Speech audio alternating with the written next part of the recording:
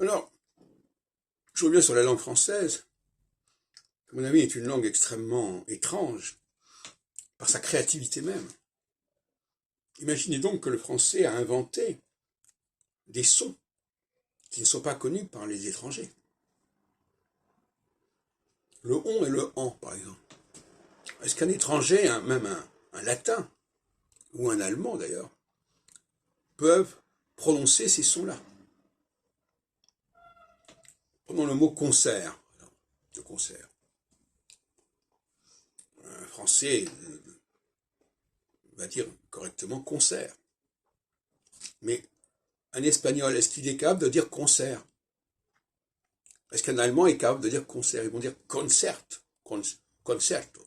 Ils vont séparer le O et le N. Alors que nous, pour nous, cette combinaison produit un son nouveau.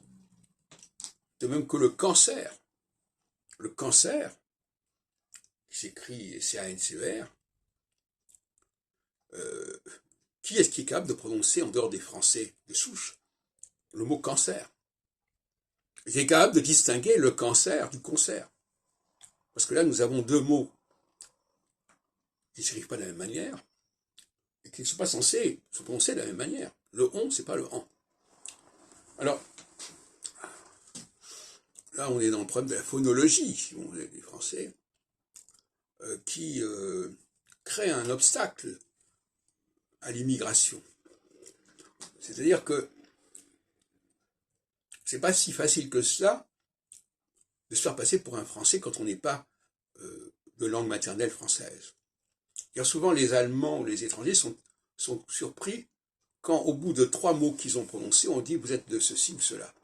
C'est-à-dire que pour un Français de souche, la différence est presque immédiate. Il y a déjà des fausses notes qui vont apparaître en quelques mots, en quelques phrases. C'est rédhibitoire, si on peut dire. Alors, curieusement, mais je crois que j'en ai déjà parlé, les anglophones ont appris à prononcer le on et le en à la française. Quand ils disent I don't want, ils prononcent le D-O-N, ils disent pas I don't want, ils disent I don't want. Donc ils prononcent à la française leur propre langue. Ou I can't do it. C'est souvent quand il y a une négation que l'anglais utilise les formes françaises au niveau de la prononciation.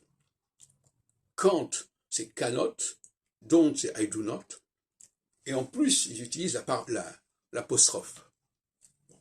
Donc, quand un anglais, un anglo-saxon, un anglophone, utilise des formes négatives, il se rapproche encore plus, par-delà la question lexicale, du modèle français.